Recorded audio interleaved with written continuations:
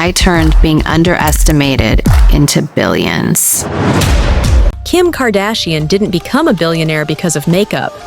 She became one because she understood something most people never will.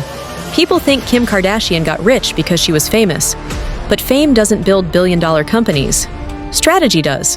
So how did someone once known only for reality TV turn beauty into power, and power into a billion-dollar empire?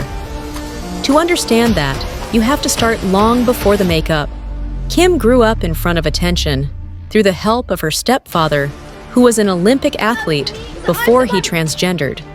Caitlyn, who was Bruce, and was your stepfather, and years ago, how old were you? You were about 21 years old, and maybe when I was about 11 years old, I overheard my dad and his friends talking about Bruce cross-dressing, and I always thought he was just being a hater, like, you know, the new husband, and he was jealous and made this up. So I totally let it go and I didn't think about it again. And then when I walked in, I never would have even known that that was Bruce dressed up, but like a flash of my dad Where in talking. the house? Like in the garage.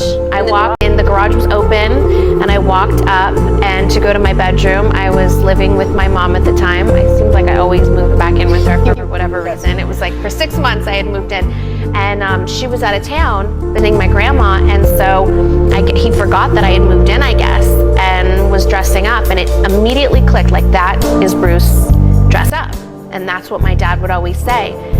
And I just ran in, and I was like shaking and crying. But through Bruce, they had the publicity they needed. But it only got more harder and complicated. And suddenly, Kim wasn't just living her life. She was being watched while living it every single day. It was fun at the beginning, but then it wasn't.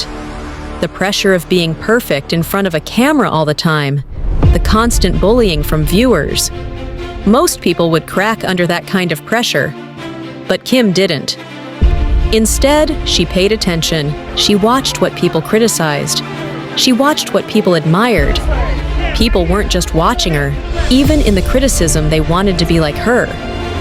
She watched how they copied her makeup, her outfits, her look. That's when she understood something huge. If millions of people are copying you, you don't need permission to sell to them. You already have demand. People see me on the show or on social media, but what they don't see is how I build my businesses. I'm here to give you my 10 principles that build billion-dollar brands. Take notes. You are the product. People invest in you and how you make them feel, not just what you sell.